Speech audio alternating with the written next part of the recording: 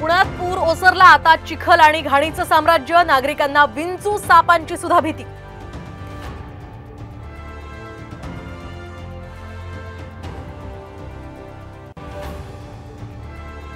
मुंबई वगळता आज पुणे आणि ठाणे तसंच रायगड जिल्ह्यातील शाळांना सुट्टी, तर कोल्हापूर आणि साताऱ्यातील शाळांना सुद्धा सुट्टी जाहीर।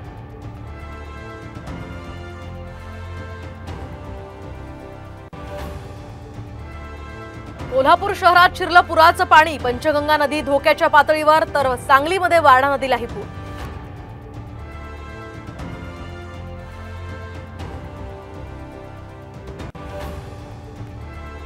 समोरून येणारी ट्रेन आणि रुळावर अडकली स्कूल बस, नागपूरमध्ये थोडक्यात बचावले 40 विद्यार्थी, नागरिकांच्या प्रसंगावधानतेमुळे मोठा अनर्थ टळला।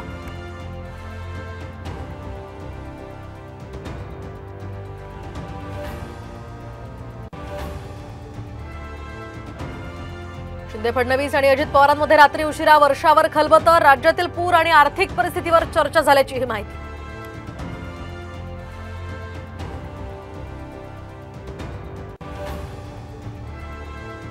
आणि जयंत पाटलांनी घेतली अजित पवारांच्या आमदाराची भेट, बाबाजांनी दुरांनींसोबत बंद दाराआड चर्चा, दोघांच्या भेटीमुळे चर्चांना उधाण।